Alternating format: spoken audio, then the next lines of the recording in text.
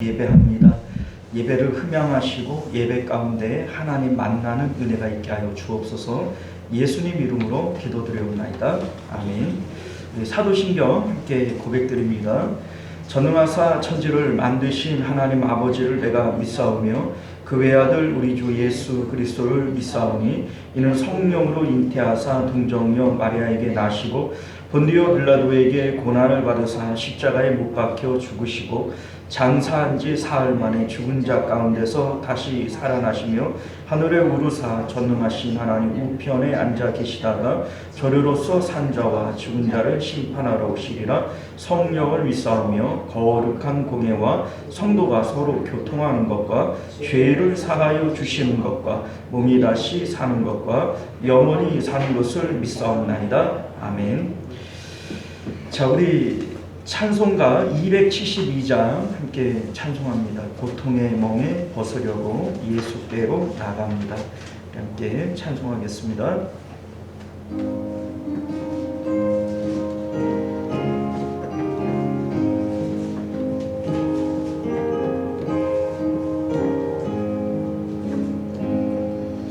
고통의 멍에 벗으려고 예수께로 나갑니다. 자유와 기쁨 베푸시는 주께로 갑니다. 병든 내 몸이 튼튼하고 빈궁한 삶이 부해지며 죄악을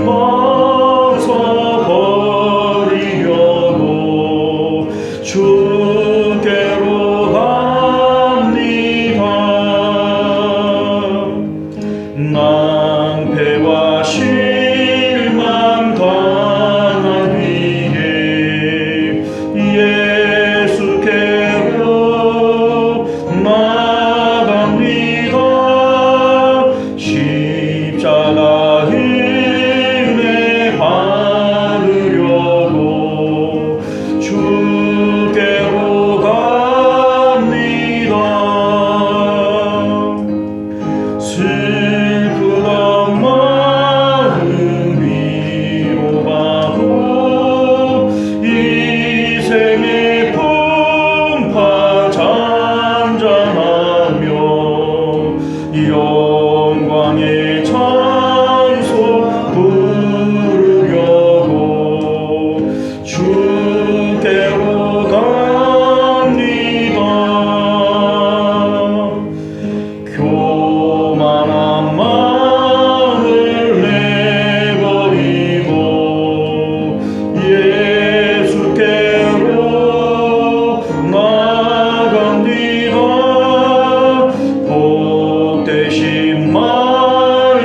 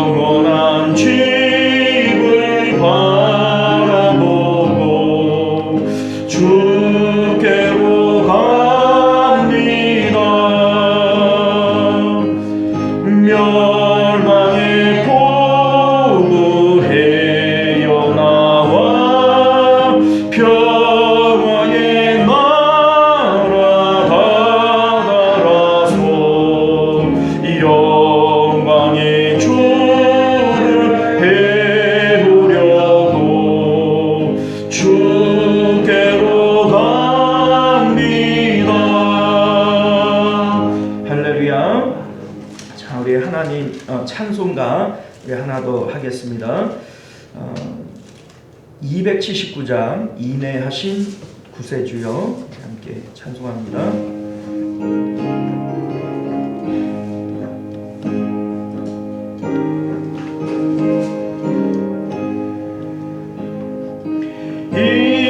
인내하신 구세주여 내가 비오니 죄인오라 하실 때에 날 부르소서. 주여 주여 내가 비오니 죄인오라 하실 때에 날 부르소서. 자비하신 보좌 앞에 꿇어 엎드려 자복하고 회개하니 이 믿음 주소서. 주여 주여 내가 비오니 죄인오라 하실 때에 날 부르소서.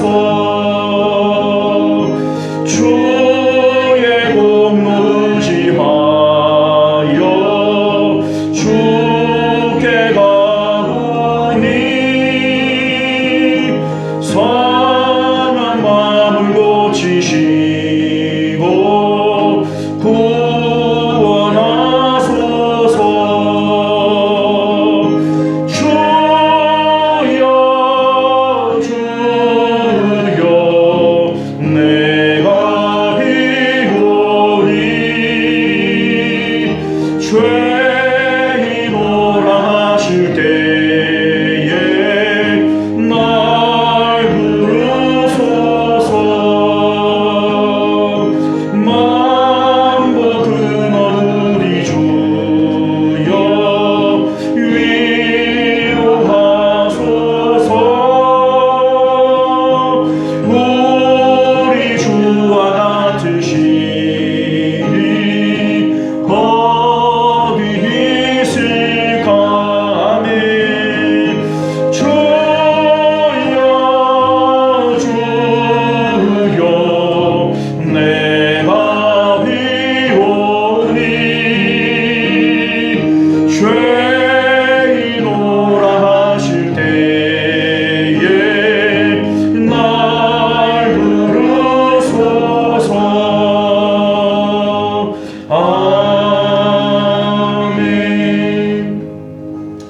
네, 이 시간 우리 예배를 위해서 함께 기도하겠습니다. 오늘도 우리 안에 있는 모든 죄들을 주님 용서하시고 정결한 마음으로 하나님 만나고 또 예배할 때 우리 예배를 통해서 하나님과 교제하는 저희들 되게 하옵소서. 우리 함께 예배를 위해서 기도하겠습니다. 또 이 자리에 나오지 못한 우리 교우들을 위해서도 기도하시고 또 우리 교회의 부흥을 위해서도 함께 기도해 주시기를 부탁드립니다. 우리 함께 주여 외치고 기도하겠습니다. 주님 은혜로우신 우리 주 하나님, 우리가 오늘도 주님 앞에 나와 예배합니다. 우리의 예배를 흠양하시고 우리 온 마음이 하나님께로 향하고 하나님께로 집중되어져서 오직 하나님을 만나며 하나님으로 기쁨을 누리는 복된 시간이 되어질 수 있도록 은혜를 베풀어 주옵소서. 우리 하나님께서는 마음이 정결한 자들과 함께 하시겠노라 말씀하셨사오니 우리 하나님이여 오늘도 십자가의 보혈로 우리를 깨끗이 씻어 주옵시고 우리 하나님이여 주님과 아버지와 온전한 한 마음으로 교제할 수 있는 그런 복된 시간들이 되어지도록 은혜를 베풀어 주시옵소서. 우리 하나님, 이 자리에 나오지 못한 우리 믿음의 권속들 어느 곳에 있든지 하나님을 기억하게 하시며, 하나님이여 정말 말씀으로 예배로 주님과 동참할 수 있는 귀한 은혜가 있도록 주님 역사하여 주시옵소서. 우리 하나님께서 우리를 사랑하심으로 오늘도 말씀을 통하여 우리 가운데 역사하시고, 하나님이여 온 마음을 다하여 신령과 진정으로 드려지는 그러한 복된 예배 되어짐으로 우리의 영이 예배 가운데 소성케 되어지는 귀한 역사가 있게 하여 주시옵소서. 좋으신 우리 주 하나님, 우리가 오늘도 하나님의 은혜를 사모하는 마음으로 모여 예배하오니 예배 가운데 치유가 있게 하시고, 예배 가운데 회복이 있게 하시고, 우리 살아계신 하나님을 만남으로 하나님 안에 있는 참된 생명을 누리는 복된 예배 되게 하여 주옵소서. 이 자리에 나오지 못한 믿음의 권속들 어느 곳에 있든지 마음으로 영으로 하나님께 집중하며 하나님 영상으로라도 함께 예배에 동참할 수 있도록 은혜를 더하여 주옵소서. 우리 하나님께서 경건한 자를 찾으시고 그들 가운데 은혜를 베푸실 줄 믿사오니, 우리가 예배를 통하여 날마다 주님 닮아가며 주님 소원함으로 하나님께서 은혜와 복을 부으시는 그 체험을 할 수 있는 저희들 되게 하여 주옵소서. 예수님 이름으로 기도드리옵나이다. 아멘. 자, 우리 하나님 말씀 함께 보도록 하겠습니다. 주보의 예고가 되어진 대로 이사야서 61장이 됩니다. 이사야 61장 1절에서 3절까지 말씀 교독하여 읽겠습니다. 1042페이지쯤 됩니다. 자, 우리 찾으신 줄 믿고 함께 교독하겠습니다. 주 여호와의 영이 내게 내리셨으니 이는 여호와께서 내게 기름을 부으사 가난한 자에게 아름다운 소식을 전하게 하려 하심이라. 나를 보내사 마음이 상한 자를 고치며 포로된 자에게 자유를 갇힌 자에게 노임을 선포하며, 여호와의 은혜의 해와 하나님의 회복의 날을 선포하려고 모든 슬픈 자를 지루하네. 자, 함께 읽습니다. 무릇 시온에서 슬퍼하는 자에게 화관을 주어 그 죄를 대신하며 기쁨의 기름으로 그 슬픔을 대신하며 찬송의 옷으로 그 근심을 대신하시고, 그들이 의의 나무 곧 여호와께서 심으신 그 영광을 나타낼 자라 일컬음을 받게 하려 하심이라. 아멘. 자, 우리 함께 기도하겠습니다. 은혜로우신 우리 주 하나님, 우리가 오늘도 주님의 복된 말씀을 통해서 하나님의 뜻을 발견하게 하시고 그 뜻 가운데 있는 은혜와 복들을 오늘도 넉넉히 받아 누리도록 주님 역사하여 주옵소서. 예수님 이름으로 기도드리옵나이다. 아멘. 자, 오늘 우리는 함께 읽은 본문의 말씀을 중심으로 하나님께서 나를 통해서 하실 일이라고 하는 제목으로 하나님 말씀 함께 나누고자 합니다. 하나님께서 나를 통해 하실 일. 이사야 선지자는 앞서 안식일과 금식에 대한 내용을 말씀했습니다. 여기서 말하는 안식일과 금식은 종교적 형식으로서의 안식일과 금식을 얘기하는 게 아닙니다. 진정한 안식일, 참된 안식일은 하나님과 연합된 상태를 얘기를 하는 거예요. 최초의 안식일이 주는 의미가 있죠. 여섯째 날 마지막에 창조되어진 아담이 눈을 뜨면서 첫 번째 대면하는 상대는 하나님이 되어지는 겁니다. 이 세상에 어떤 것들을 보면서 그것들이 좋다라고 하는 마음이 내 마음에 들어오기 전에 하나님을 먼저 봄으로써 하나님과 나 사이에 끼어 있는 것이 아무것도 없는 거예요. 이때에 하나님께서 나의 첫 번째 인격이 되어지시는 이 상태가 바로 안식일이라고 하는 겁니다. 예수님 하나님께서 안식일 규정을 주시면서 안식일에는 아무것도 하지 말아라 라고 얘기를 하는 것이 바로 그런 의미가 담겨져 있는 겁니다. 아무것도 하지 않음으로써 하나님과의 관계에 어떤 것도 끼어들지 않게 하는 것, 이것이 바로 안식일의 의미라고 하는 겁니다. 또한 금식도 역시 마찬가지죠. 먹지 않는 것은 세상에 대해서 등지는 것을 얘기하는 것이고, 또 안식일이나 이 금식에 대해서 어떤 오락도 하지 말라, 오락을 금해야 된다, 이렇게 얘기를 하시는 것은, 이 오락이라고 하는 것은 기쁨을 얘기를 하는 거잖아요. 그러니까 세상에서 다른 기쁨을 구하지 않는 거예요. 오직 하나님만을 내 첫 번째 인격으로 맞이하면서 오직 하나님에게서부터 기쁨을 얻게 하는 것, 이것이 안식일과 금식의 의미가 되어지는 것이고, 이것을 우리가 다른 말로 얘기를 하면 하나님과 연합되어진 상태, 임마누엘의 상태라고 얘기를 할 수가 있는 겁니다. 하나님께서 나와 함께 하시는 것이 임마누엘인데, 하나님과 연합되어져서 함께하는 것을 위한 것이 안식일과 금식의 의미가 되어지는 것이죠. 자, 이렇게 되어질 때 우리 이제 60장 말씀에서는 하나님과 임마누엘 되어질 때, 참된 안식과 금식을 통하여 하나님과 연합되어질 때 우리에게는 어떤 일들이 일어나게 될 것이냐라고 하는 것을, 그 축복을 세 가지로 말씀을 하고 있었는데, 60장 1절을 보게 되어지면 일어나라 빛을 발하라 이는 내 빛이 이르렀고 여호와의 영광이 내 위에 임하였음이니라, 이런 말씀을 해요. 자, 그러니까 하나님의 영광이 임했다라고 하는 것은 내가 안식일과 금식을 통하여 하나님과 함께하기를 원할 때 하나님께서도 나와 함께 해주신다라고 하는 것을 의미하는 겁니다. 우리가 하나님과 함께하기 위한 참된 안식과 금식을 행했죠. 이 일을 통해서 하나님께서 영광으로 우리에게 임하여 주신다라고 하는 겁니다. 자, 두 번째는 하나님께서 우리에게 역사의 중심에 세워주신다라고 하는 것을 말씀하는데, 3절과 4절을 보면 나라들은 내 빛으로 왕들은 비치는 내 광명으로 나아오리라. 내 눈을 들어 사방을 보라. 무리가 다 모여 내게로 오느니라. 내 아들들은 먼 곳에서 오겠고 내 딸들은 안기어 올 것이라, 이런 말씀을 하는데, 결국은 임마누엘 되어진 그 사람을 중심으로 하나님께서 사람들이 모여들게 하는 거예요.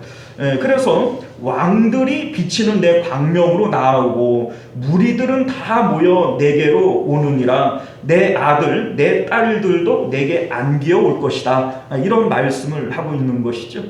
소위 우리가 하나님께서 인권을 허락하신다, 사람을 허락하신다, 이런 얘기들이 있죠.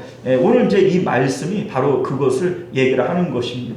자, 세 번째는 하나님께서 임마누엘을 이룬 사람들에게 물권을 허락해 주신다라고 하는 것인데, 우리 이제 5절 말씀을 보면 그때에 내가 보고 기쁜 빛을 내며 내 마음이 놀라고 또 화창하리니 이는 바다의 부가 내게로 돌아오며 이방 나라들의 재물이 내게로 옴이라, 이렇게 되어 있어요. 자, 여기에 나오는 바다의 부, 이건 이제 재물을 얘기하는 거죠. 부. 바다의 부가 내게로 돌아오며 이방 나라들의 재물이 내게로 옴이라, 이렇게 돼 있죠. 자, 6절과 7절도 역시 마찬가지인데요. 허다한 낙타 미디안과 에바의 어린 낙타가 내 가운데 가득할 것이며 스바 사람들은 다 금과 유향을 가지고 와서 여호와의 찬송을 전파할 것이며 게달의 양 무리는 다 내게로 모일 것이며 느바요스의 순양은 내게 공급되고 내 제단에 올라 기꺼이 받음이 되리니 내가 내 영광의 집을 영화롭게 하리라, 이런 말씀을 하고 있어요. 자, 한마디로 얘기를 하면 세 가지의 은혜를 약속하고 있는데, 너희들이 나와 함께 하고자 할 때 나도 너희와 함께 하겠다. 여호와의 영광이 너의 위에 임함이니라, 이 얘기를 하는 것이고요. 하나님께서 그 임마누엘을 이루는 사람을 요셉과 같이 다윗과 같이 역사의 중심에 세우고 사람들을 붙이시는 거예요. 그래서 왕들이 비치는 내 광명으로 나아오고 무리들이 다 모여 내게로 나아오고 내 아들들 내 딸들도 너에게 안기어 올 것이다, 이런 얘기를 하는 것이고, 세 번째는 하나님의 역사를 이루기 위한 물질들도 하나님께서 더하여 주시겠다라고 하는 내용들을 말씀하고 있는 겁니다. 한마디로 얘기를 하면 우리 이제 앞절에서는 안식일과 금식, 이거는 하나님과 연합되어지기 위한 참된 안식과 금식을 얘기하는 것이고, 이러한 것들을 통해서 하나님과 임마누엘 할 때 이러한 은혜와 복을 너희에게 주시겠다라고 약속을 해주시는 거잖아요. 자, 그런데 오늘 우리가 함께 읽은 61장에서는 그러면 어떻게 우리가 그 하나님과 임마누엘을 이룰 수 있느냐라고 하는 구체적인 방법으로서 예수 그리스도를 우리에게 소개시켜 주고 있는 겁니다. 자, 우리가 오늘 읽은 이 61장에 나오는 말씀은 메시아 예언 구절로 아주 유명한 말씀입니다.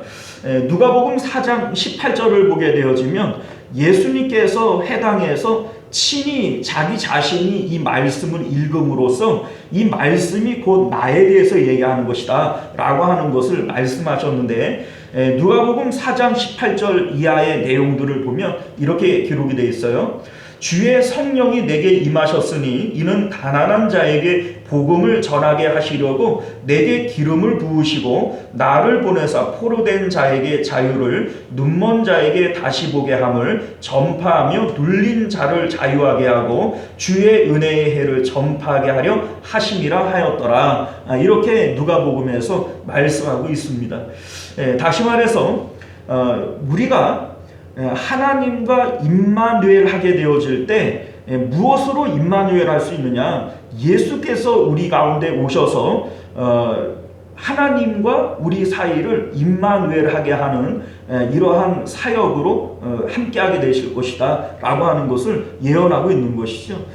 실질적으로 우리 예수님께서 하나님께로 가는 유일한 길이 되어지시잖아요. 그러니까 하나님께로 가서 하나님과 임마누엘 하려고 하는 사람들 무엇으로 할 수 있느냐? 이때에 필요한 것이 메시아 예수 그리스도의 사역이다 라고 하는 것을 말씀하고 있는 겁니다.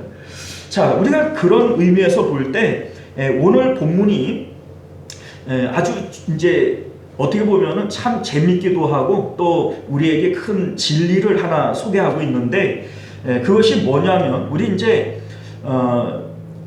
예수님을 우리 이제 복음을 전도할 때 곧잘 우리 이런 표현들을 쓰잖아요.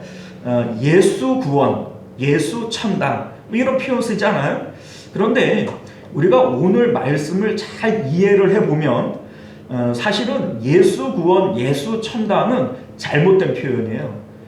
왜 이게 잘못된 표현이라고 얘기를 하냐면 엄밀히 얘기를 하면 하나님이 구원이신 것이고 또 하나님이 우리의 천국이 되어지시는 것이지 예수님은 하나님께로 가는 길이 되어지는 겁니다. 그러니까 길이신 예수님 자체가 구원은 아니고 예수님 자체가 천국은 아닌 거예요. 예수님은 하나님께로 가는 길이기 때문에 하나님이 구원이신 것이고 하나님이 천국이신 것이죠. 우리 이제 우리 그 예수님을 통하여서는 우리가 죄를 용서받잖아요. 죄를 용서받는 이유가 뭡니까? 죄 용서 자체가 구원은 아니잖아요. 우리가 이제 이를테면 제가 예전에 그런 말씀을 드린 바가 있지만 뭐하러 죄 용서받아요? 여러분들이 죄를 용서받았다고 뭐 달라지는 게 있나요? 여러분들이 분명히 죄를 용서받았거든요. 그런데 죄 용서를 받았더니 내가 뭐 불행 끝 행복 시작이다 이런 것도 아니고 나는 분명히 죄를 용서받았는데 그냥 죄를 용서받고 나니까 내 인생이 달라졌더라. 과연 그렇습니까? 그렇지 않아요. 죄를 용서받는 이유는 뭐냐면 하나님을 만나기 위해서 죄를 용서받는 거예요. 하나님을 만나려고 하니까 죄 있는 자들은 하나님을 만나요? 못 만나요? 못 만나죠. 그러니 예수님께서 우리의 죄를 용서해 주심으로써 하나님을 만날 수 있는 자격을 주시는 거예요. 자, 그러니 예수님을 통해서 우리가 구원을 얻지만 예수님 자체가 구원은 아닌 거예요. 예수님을 통해서 우리가 죄사함을 받음으로 하나님을 만나는 것이 하나님이 구원이신 것이지 예수님이 구원은 아닌 거죠. 자, 이해 가십니까? 그러니까 예수 구원 맞아요? 틀려요? 틀려요. 하나님이 구원인 겁니다. 하나님을 만나려고 할 때 죄 문제 때문에 하나님을 만날 수 없으니 이 죄 문제를 해결해 주는 것이 예수님이시고, 그래서 예수님께서 나는 아버지께로 가는 길이다, 나로 말미암지 않고는 아버지께로 갈 자가 없다라고 얘기를 하셨으니 하나님이 천국이고 하나님께로 가는 길이 예수님이신 것이지, 예수 천당, 예수 구원, 사실은 엄밀히 얘기를 하면 틀린 얘기입니다. 무슨 얘기인지 아시겠죠? 뭐 그렇게 얘기를 한다고 뭐 이단은 아니지만, 엄밀히 우리가 오늘 말씀이 이제 그 내용을 우리에게 얘기해 주는 거예요. 그래서 제가 미리 말씀을 드리는 겁니다. 자, 우리 이제 오늘 이제 말씀을 보게 되어지면 1절에 이런 내용이 나와요. 주 여호와의 영이 내게 내리셨으니, 자, 하나님의 영이 예수님과 함께 하셨죠. 그래서 예수님께서 그 뭡니까, 세례 요한에게 세례를 받으실 때 하나님의 영이 임하고 또 광야로 가서 시험을 받으시고, 그리고 나서 예수님의 사역이 본격적으로 시작이 되어지게 됩니다.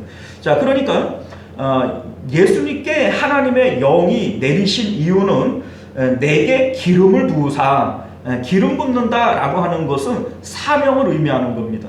그러니 하나님께서 예수님에게 사명을 주시기 위해서 하나님의 영이 임하게 되어졌는데, 예수님의 사역이 뭐냐? 가난한 자에게 아름다운 소식을 전하게 하려 하심이라, 나를 보내사, 이 보낸다라고 하는 것이 사명자를 얘기하는 거 아닙니까?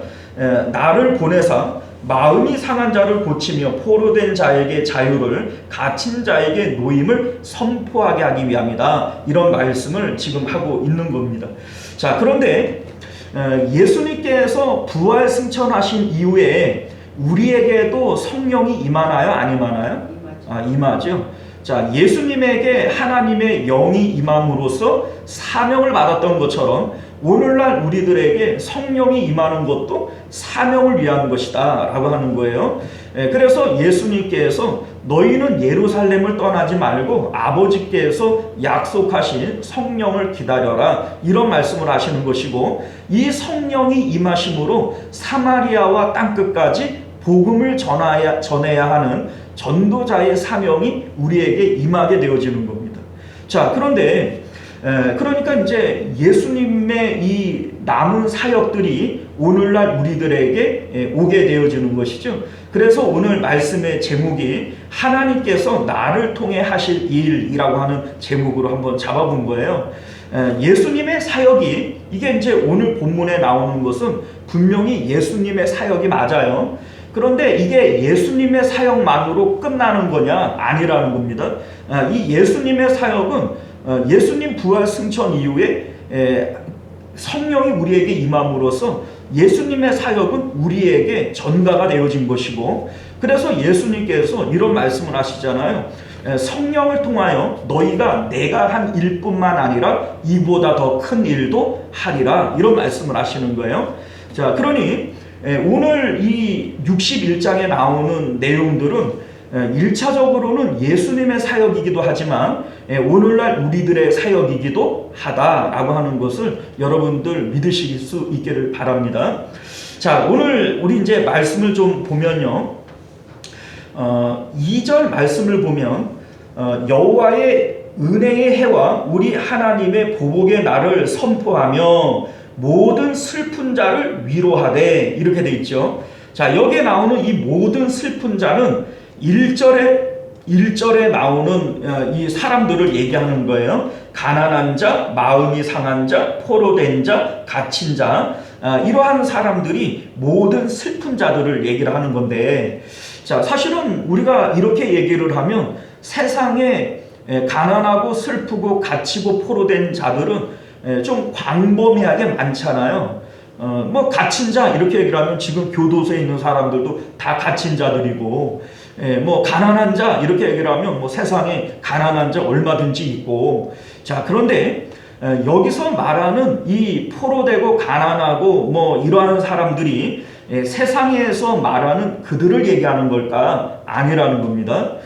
만약에 그렇다면은 예수님의 사역을 통해서 이 땅 가운데는 가난한 사람이 없어야 되고 교도소에 갇힌 사람이 없어야 되잖아요. 그러니까 여기서 말하는 이 가난하고 포로되고 마음이 상하고 이러한 사람들은 우리가 알고 있는 이런 사람들을 총괄해서 얘기하는 게 아니라는 겁니다. 3절을 보면요, 이 슬픈 자가 어떤 슬픈 자인 것을 얘기를 하는데 무릇 시온에서 슬퍼하는 자 이렇게 얘기를 합니다. 자, 그러니까 모든 슬픈 자, 이 모든 슬픈 자가 어떤 슬픈 자냐면 시온에서 슬퍼하는 자라는 얘기예요. 자, 그러면 시온에서라고 하는 이 장소를 얘기하는 거죠. 이 시온에서라고 하는 이 장소가 여기서 슬퍼하는 사람들의 이유를 얘기를 해주는 겁니다. 자, 장소와 이 슬픔의 이유는 아주 밀접한 관계가 있어요. 자, 이를테면 병원 중환자실에서 막 슬피 울고 있는 사람이 있다고 칩시다. 왜 울겠어요? 소중한 사람 중에 누구 하나가 많이 아프다는 얘기 아니겠어요? 자, 장례식장에서 누가 슬프게 울고 있어요. 왜 울겠어요? 그러니까 왜 슬프겠어요? 그렇죠. 장례식장이니까 소중한 누가 죽었기 때문에 아이고 하고 슬퍼하며 울겠죠. 자, 그러면 우리 이제 그 공항에서 누가 슬프게 운다 이러면 그 사람은 왜 울겠어요? 그렇죠. 누군가가 떠났으니까, 소중한 누군가가 떠났으니까 슬피 운다 이 얘기죠. 자, 그러니까 장소와 슬픔의 이유는 연관이 있어요, 없어요? 연관이 있는 거예요. 어디에서 슬피 우느냐, 이게 그 사람의 슬픔의 이유를 설명해 주는 겁니다. 그런데 이 본문의 3절에서는 시온에서 슬피 운다 이렇게 얘기를 할 때 시온은 어디를 얘기를 하냐면 예루살렘을 얘기를 하는 겁니다. 자, 그런데 예루살렘이 왜 특별하냐, 예루살렘의 특징이 뭐냐, 예루살렘은 이 세상에 많은 도시들이 있지만 유일하게 그곳에 뭐가 있어요? 하나님의 성전이 있단 말이죠. 그리고 이 성전의 기능은 뭐냐면 하나님을 만나기 위한 장소예요. 성전의 주된 기능은 제사에 있지요. 제사 드리는 곳이 성전 아닙니까? 자, 그런데 성전의 제사도 여러 종류가 있어요. 뭐 번제도 있고 화목제도 있고 뭐 속죄제도 있고 속건제도 있고 뭐 여러 가지 이 제사가 있지만 이 제사 중에 가장 대표적인 제사가 뭐냐면 매일 드리는 그 번제가 이 가장 주된 이제 제사가 되어지는 겁니다. 자, 그런데 매일 드려지는 이 번제를 상번제라고 불러요. 매일 드려지기 때문에, 매일 드려지는 번제이기 때문에 상번제라고 부릅니다. 자, 그런데 이 상번제에 대한 내용을 출애굽기 29장에서 말씀하고 있는데, 이 상번제는 어떤 제사냐, 한 어린 양은 아침에 드리고 한 어린 양은 저녁 때에 드릴지며, 아침 저녁으로 매일 드리니까 상번제예요. 그리고 42절 이하에 이어지는 내용이 이렇게 되어 있어요. 이는 너희가 대대로 여호와 앞 회막문에서 드릴 번제라. 내가 거기서 너희와 만나고, 자, 내가 거기서 너희와 뭐예요? 만나고. 자, 이 번제의 의미는 하나님과 만나기 위한 제사가 되어지는 거예요. 그러니까 성전의 주된 기능이 상번제다라고 얘기를 할 때 성전의 기능은 뭐예요? 하나님과 만나기 위한 장소예요. 그러니 지금 이들이 성전이 있는 시온에서 슬피 운다라고 하는 것은 어떤 이유에서 슬피 울겠어요? 하나님을 만나야 되는 장소인데 거기서 왜 슬피 울어요? 그렇지요. 하나님을 못 만나니까 지금 슬피 울고 있다. 지금 그거를 우리에게 말하고 있는 겁니다. 자, 그래서 1절에 나오는 가난한 자, 또 마음이 상한 자, 포로된 자, 갇힌 자, 이들이 왜 지금 슬퍼하느냐, 이러한 이유들 때문에 하나님을 못 만나고 있기 때문에 그래서 슬피 운다는 겁니다. 그리고 예수 그리스도의 십자가 사역, 이 복음은 이러한 자들에게 자유를 주어서 하나님과 만날 수 있는 이러한 역할을 해주시는 것이다 라고 하는 것을 우리에게 얘기하고 싶은 겁니다. 자, 먼저 가난한 자에게 기쁜 소식을 전한다 이렇게 되어져 있지 않습니까? 가난한 자에게 아름다운 소식을 전하게 하려 하십니다. 자, 이 가난한 자라고 하는 것은 세상에 돈이 없는 자를 얘기하는 것이 아니죠. 여기서 말하는 가난함이라고 하는 것은 하나님으로 배부르고 하나님으로 부자가 되고 싶은데 하나님을 가지고 싶은데 하나님을 만날 수도 없고 하나님을 가질 수도 없는 거예요. 그러니까 이것이 바로 심령의 가난함을 얘기를 하고 있는 겁니다. 그런데 이러한 사람들에게 예수 그리스도의 십자가 사역은 그 가난한 자들에게 뭘 주어요? 아름다운 소식을 전해준다는 겁니다. 너희들 이제 얼마든지 부자 될 수 있어. 얼마든지 하나님으로 배부를 수 있고 하나님을 가질 수 있어 라고 얘기를 하는 것이 바로 예수님의 십자가 복음이다. 기쁜 소식이다. 이 얘기를 하고 있는 것이죠. 자, 여러분들 우리가 왜 세상에 대해 이제 하나님께 대하여 가난해지는가?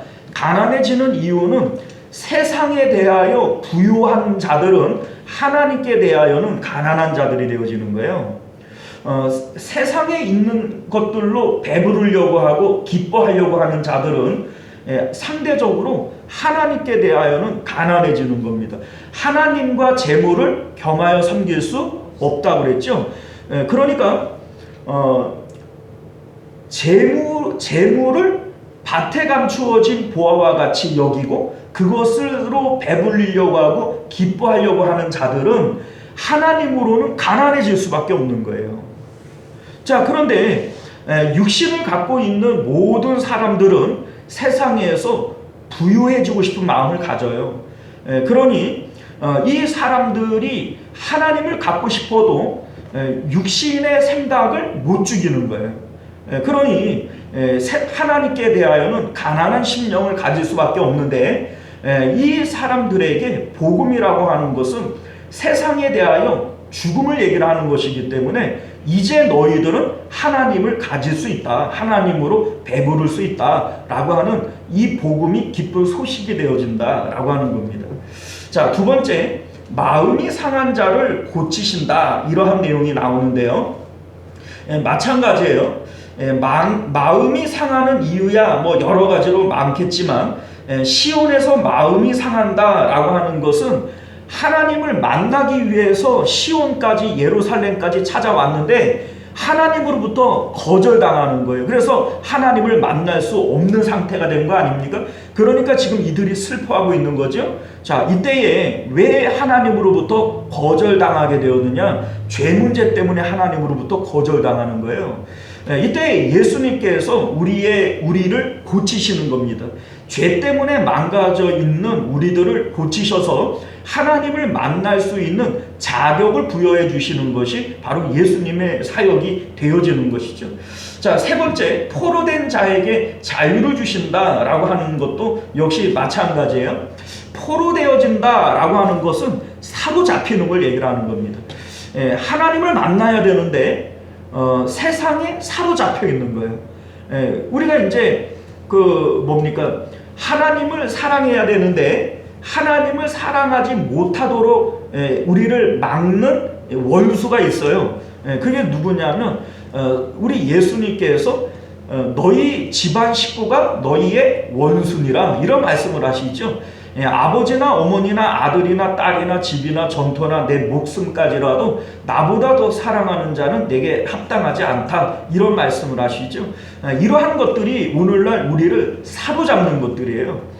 육신으로 살아가는 어느 누구나 세상에 아버지, 어머니, 아들, 딸이 귀하고 또한 우리가 뭘 하려고 그러면 늘 누가 걸려요? 그게 걸려요. 그러니까 그게 우리 마음을 사로잡고 있는 겁니다. 이게 포로되어진다라고 하는 말의 의미가 되어지는 것이죠. 자, 그런데 이때의 예수님의 복음은 세상에 대하여 내가 죽는 것을 얘기를 하는 거예요.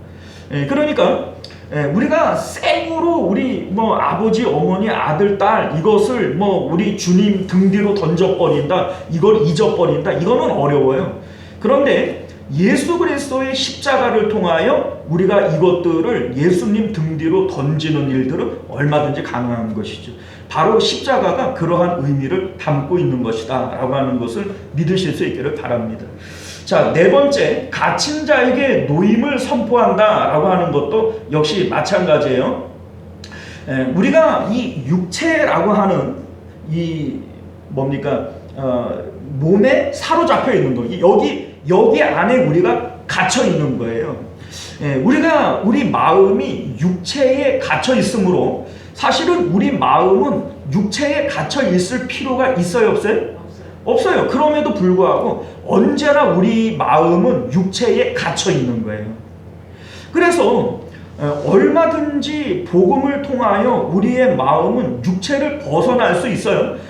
육체를 벗어나서 우리 마음은 하늘로 올라갈 수 있음에도 불구하고 사실 늘 우리의 마음이 몸에 갇혀 있지 않습니까? 그래서 생각하고 판단하고 살아가는 모든 것들이 육체에 매여서 육체로 판단하며 육체 안에 갇혀 있는 이러한 모습들을 우리가 보게 되어지죠. 이 상황에서 우리의 이 마음을 육체에서 해방시켜서 자유롭게 해 줄 수 있는 것이 뭐냐? 바로 예수 그리스도의 십자가 복음이다 라고 하는 것을 말씀하고 있는 겁니다. 빌립보서 1장 23절을 보게 되어지면 사도 바울이 이 얘기를 해요. 내가 그 둘 사이에 끼었으니, 둘 사이에 낀다라는 게 뭐예요? 내 마음이 육체와 예수 그리스도 사이에 끼어 있는 거예요. 복음과 육체 사이에 끼어 있는 거예요. 그럼 마음은 이것을 원하지만 육체가 이거를 원해요. 그래서 그 둘 사이에 끼었다 이런 얘기를 합니다. 그런데 복음이 있기 전에는 낀 상태가 아니라 그냥 육체에 갇혀 있는 상태였던 거예요. 그러다가 이 복음이 우리 가운데 옴으로써 우리는 이 몸을 빠져나왔는데 복음으로 들어가지를 못하니 그 둘 사이에 끼게 되어지는 거죠. 자, 여러분들, 이와 같이 오늘 말씀은 예수 그리스도께서 이 땅에 오셔서 십자가 복음을 통하여 하시는 일들이 무엇이냐라고 하는 것을 말씀하고 있는데, 이 내용들을 보게 되어지면 하나님을 만나고자 하는 자들에게 예수님께서는 하나님을 만날 수 있도록 가난한 자들을 부유하게 하시고 갇힌 자들에게 자유를 주시고 슬퍼하는 자들에게 기쁨을 주시는 이러한 일들을 하시는 것이다 라고 하는 것을 말씀하고 있는 겁니다. 자, 오늘날 우리들의 사역이 바로 예수 그리스도의 사역을 우리가 인계받은 거예요. 그래서 사도 바울이 이제 내가 사는 것이 아니라 내 안에 그리스도께서 사시는 것이다 라고 얘기를 하는 것은, 예수님께서 지금 이 땅에 계신다면 그 예수님께서 하셔야 할 그 사역들이 오늘날 누구의 사역이 되어지는 거예요? 성령 받은 우리의 사역이 되어지는 겁니다. 자, 그래서 오늘 이 말씀은 1차적으로는 예수님을 통하여 하나님께서 하실 일들에 대한 얘기지만, 사실 지금은 예수님께서 이 사역을 이미 마치시고 하늘로 올라가신 거잖아요. 그리고 이 사역을 전하고 예수님의 남은 사역들은 누구의 사역이 됐어요? 우리들의 사역이 됐어요. 그래서 하나님께서 나를 통해서 일하실 일이 뭐냐? 바로 우리가 해야 될 일들이 바로 이거라는 겁니다. 예수 그리스도를 통하여 이미 하나님께서 하시고자 하는 가난한 자에게 아름다운 소식을 전하고 마음이 상한 자를 고치고 포로된 자들에게 자유를, 갇힌 자들에게 노임을 선포하는 이 일들을 우리가 해야 되는 거예요. 이제 예수 그리스도를 전파함으로써 하나님을 만날 수 있게 해주는 거예요. 우리가 엄밀히 얘기를 하면 예수님을 통하여 하나님을 만나게 하는 것이지, 예수님 자체가 구원은 아니고 예수님 자체가 천국은 아닙니다. 엄밀히 얘기를 하면 우리가 복음을 전할 때 이렇게 얘기를 해야 맞겠죠. 당신을 지은 진짜 아버지가 있다. 그 아버지가 하늘에 계신데 그 하늘에 계신 너의 진짜 아버지를 만날 수 있는 유일한 길이 있다. 그 길이 누구예요? 예수 그리스도다. 이게 맞는 거죠. 우리가 이 세상을 살아가게 되어질 때 복음을 전할 때 잘못된 복음을 전하는 경우들이 있어요. 이를테면 슬픈 자들에게 위로를 주고 가난한 자들에게 부요함을 주고, 그런데 이 말을 오해해서 우리가 이런 얘기를 해요. 사업 때문에 어려워하는 사람들, 예수님 믿어봐. 하나님께서 얼마든지 사업도 잘 되게 해줄 수 있어. 자녀들 때문에 고생이야? 예수님 믿어봐. 자녀들도 잘 되게 해주셔. 너 건강 때문에 문제야? 예수님 믿어봐. 하나님께서 건강도 주셔. 물론 이제 전혀 안 되는 얘기는 아니죠. 그러나 여기서 말하는 가난함과 갇힌 것과 포로됨과 이러한 것들은 그거를 의미하는 게 아니에요. 여기서 말하는 모든 슬픈 자는 하나님 안에서 슬픈 걸 얘기를 하는 겁니다. 그러니 복음이라고 하는 것은 하나님을 구원으로 생각하는 자들에게 예수 그리스도께서 구원의 길이 되어지시는 것이지. 우리 예전에 그런 거 많았잖아요. 기도원에 와서 기도하시는 분들의 대부분이 어디 아파서 사업 때문에 어려워서 자식 때문에 무슨 기도 제목이 있어서 막 다 가가지고 이제 주여 주여 소나무 뿌리를 붙들고 막 기도를 한단 말이에요. 그런데 여러분들 엄밀히 얘기하면 그거는 하나님 안에서의 슬픔이 아니에요. 맞죠? 그건 하나님 안에서의 슬픔이 아니에요. 그렇게 우리가 복음의 첫 단추를 잘못 깨게 되어지면 마음은 여전히 세상에 있는 거예요. 마음은 사업에 있고 마음은 건강에 있고 마음은 자녀들에게 있으면서 입술로는 누구를 찾는 거예요? 하나님을 찾는 거예요. 그러면 이 복음이 상당히 왜곡이 되어져 있죠. 우리는 이것을 기복주의라고 얘기를 하는 겁니다. 이러한 잘못된 신앙이 오늘 사실은 기독교 안에 만연이 되어져 있었던 거예요. 엄밀히 얘기를 하면 하나님 안에서의 슬픔을 얘기를 하는 겁니다. 우리 하나님께서 우리들을 부르실 때 고통 가운데 우리를 부르실 수가 있어요.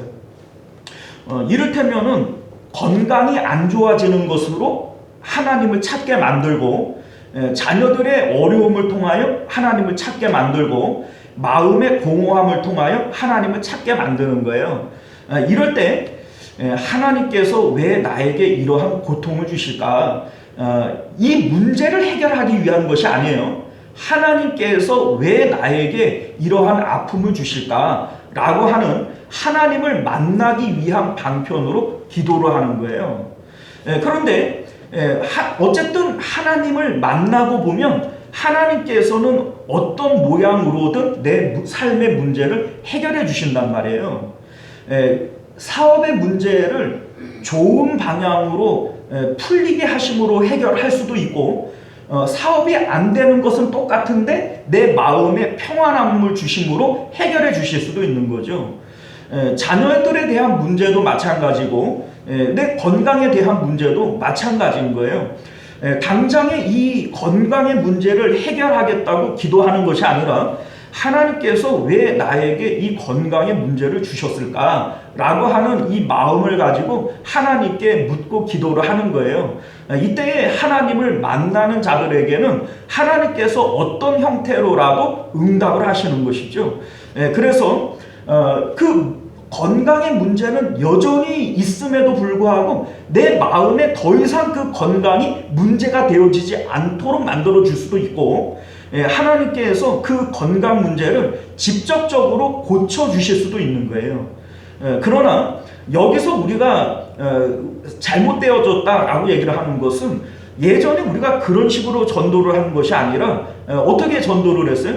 예수님 믿어봐. 병 문제도 해결할 수 있고 사업 문제도 해결할 수 있고 건강에 대한 문제도 해결할 수 있어. 하나님을 믿어봐. 하나님이 해결해 주셔. 여러분들 그게 잘못됐다는 얘기예요. 그것은 올바른 복음 전파가 아니고 복음의 첫 단추를 잘못 깨는 거예요. 그러면 계속적으로 이 사람들의 마음은 세상이 있어요? 하나님께 있어요? 세상에 있는 거예요. 여전히 병 문제에 있고 사업 문제에 있고 자녀의 문제에 있는 것이지 그 마음이 하나님께로 가는 것이 아니라는 겁니다. 우리가 성경이 우리에게 말씀하시는 것은 임마누엘을 얘기하고 싶은 거예요. 너희의 마음이 하나님과 연합되어지는데 거기에 구원이 있는 것이다. 이것을 말씀하고 있는 것이고, 내 마음이 하나님과 연합되어질 때, 임마누엘 되어질 때 그것을 우리는 구원이라고 얘기를 하는 겁니다. 하나님께로 가기 위해서 예수 그리스도가 필요하신 것이다. 이것을 여러분들 기억하실 수 있기를 바랍니다. 기도하겠습니다. 은혜로우시고 자비로우신 우리 주 하나님, 하나님이 우리의 구원이 되시고 하나님이 우리의 천국이 되어 주십니다. 하나님께 가까이 나아가고자 하는 자들에게 예수님께서 길이 되어 주시고, 죄 때문에 하나님 앞에 나아가지 못해서 슬퍼하는 자들에게 예수님께서 유일한 방법이 되어 주시는 겁니다. 우리가 예수 그리스도를 믿음으로 하나님을 만나야 하는 것, 이것이 복음의 본질인 것을 잃어버리지 않게 하여 주옵소서. 오늘날 우리들이 예수 그리스도를 힘있게 전파하지 못하는 것은 하나님이 구원이신데 내가 아직 하나님을 온전히 만나지 못했기 때문이요. 그래서 하나님으로 기쁨을 누리지 못하기에 예수 그리스도를 힘있게 전파하지 못하는 것임을 우리로 깨달아 알게 하여 주옵소서. 이 구원의 개념이 무엇인지 분명히 아는 자들만이 우리는 구원받았다라고 말할 수 있을 것입니다. 우리가 오늘 말씀을 통하여 복음이 무엇인지를 확실히 깨달을 수 있는 저희들 되게 하여 주옵소서. 거룩하신 우리 주 예수님 이름으로 간절히 기도드리옵나이다. 아멘. 자, 우리 찬송가 323장 부름받아 나서니모 우리 함께 찬송하겠습니다.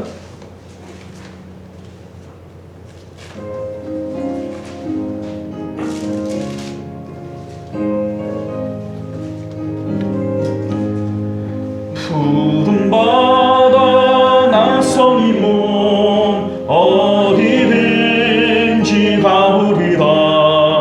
괴로우나 즐거우나 주만 따라가보리니 어느 누가 막으리까. 죽음인들 막으리까. 어느 누가 막으리까. 죽음인들 막으리까. 악을 골자 빈들에도 복음 들고 가오리다. 소돔 같은 거리에도 사랑 안고 찾아가서 종의 몸에 지닌 것도 아낌없이 드리리다. 종의 몸에 지닌 것도 아낌없이 드리리다. 존귀 영광 모든 것에 주님 홀로 받으소서. 멸시전대 십자가는 제가 지고 가오리다. 이름 없이 빛도 없이 감사하며 섬기리다. 이름 없이 빛도 없이 감사하며 섬기리다. 아멘. 네, 시간 이 말씀을 기억하시며 함께 기도할 수 있기를 바랍니다. 구원은 하나님이 구원이에요. 하나님과 만나고 하나님과 연합되어지는 것, 임마누엘이 구원이에요. 우리 마음에 하나님 나라가 이루어지고 이 하나님 나라가 저 위에 천국과 연결되어지는 것이다. 이런 말씀을 드렸는데, 내 마음에 하나님 나라가 이루어지는 것이 바로 하나님과 연합되어진 것을 얘기를 하는 겁니다. 이때 예수 그리스도가 우리의 방법이 되어지는 거예요. 하나님과 연합되어지지 못하는 이유가 죄 문제 아닙니까? 이 죄 문제를 해결해 주는 것이 예수님의 십자가 사역이 되어주는 것이고, 이걸 복음이라고 얘기를 하는 겁니다. 내 마음이 하늘에 계신 하나님께로 올라가야 되는데, 이때 예수님께서 죽으시고 부활하시고 하늘로 승천하신 그 길을 따라서 우리 마음이 하나님께로 올라가는 거예요. 그래서 내가 아버지께로 가는 유일한 길이다, 이렇게 말씀하시는 것임을 믿으실 수 있기를 바랍니다. 여러분들, 복음이 뭡니까? 하나님과 연결되어지는 거예요. 내가 구원받은 것은 지금 하나님과 연합되어진 걸 얘기를 하는 거예요. 자꾸 우리가 예수 구원 여기에 어떤 오류가 있냐면, 예수님을 통하여 죄사함을 받는데 그러면 나는 천국 가지, 이렇게 복음을 오해하는 거예요. 예수님은 구원의 방법이 되어지는 것이지 구원의 목적이 아닌 거예요. 목적은 하나님이 목적이 되어지는 것이고, 예수님은 방법이 되어지는 겁니다. 그런데 자꾸 방법이신 예수님을 구원이다, 예수 구원이다, 이렇게 얘기를 함으로써 우리가 큰 착각에 빠지는 거예요. 예수님 믿는데 하나님과는 연합이 안 돼. 예수님을 믿는데 하나님이 우리 하나님과의 만남이 이루어지질 않는 거예요. 여러분들, 구원은 하나님과의 만남에 있는 것이고 하나님과의 연합에 있는 겁니다. 지금 내가 하나님과 연합되어지지를 못하고 하나님을 만나고 있지를 못하면 구원 받은 거예요? 못 받은 거예요? 못 받은 거예요.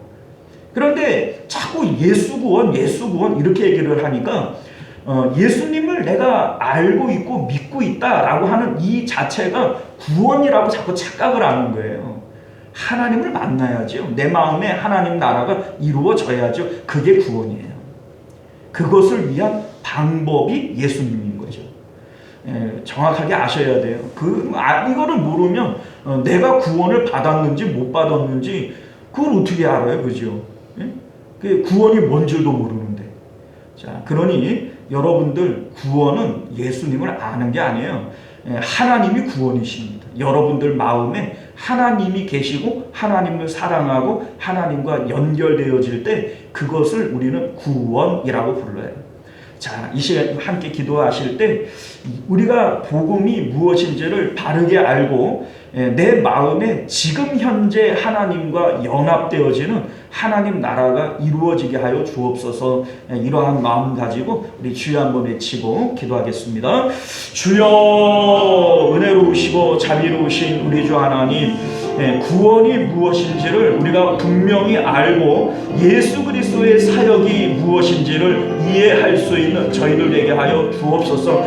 예수님이 구원이 아니라 하나님이 우리의 구원이 되어집니다. 예수님은 하나님께로 가는 유일한 길이 되어지고 방법이 되어지는 것이지, 예수님을 아는 것 자체, 죄사함을 받는 것 자체가 결코 구원이 아닌 것을 우리로 깨달아 알게 하여 주시옵소서. 그리함으로 예수님을 통하여 죄사함을 받은 우리는 이제 하나님을 만날 자격을 얻었음에 하나님과 연합되어지기를 힘쓰고 하나님을 내 마음에 모셔 하나님 나라를 이루는 일에 우리가 최선을 다할 수 있도록 은혜를 베풀어 주시옵소서. 은혜로우신 우리 주 하나님, 우리는 구원의 길을 가는 성도들입니다. 구원이 무엇인지를 분명히 알아야 구원의 길을 가지 않겠습니까? 예수님이 구원이 아니고 하나님이 구원이십니다. 그 하나님께로 가는 길이 예수님이시고, 하나님께로 갈 때 죄 문제 때문에 슬퍼하는 자들에게 죄 문제를 해결해 주시는 것이 예수님이십니다. 그런데 우리가 예수 구원이라고 하는 잘못된 인식을 가짐으로써 예수님 믿고 죄사함 받은 것이 구원이라고 착각을 합니다. 하나님, 죄사함을 받는 것은 하나님을 만나고 하나님과 연합되어지기 위한 단계인 것이지 죄사함 받는 것이 곧 구원은 아닙니다.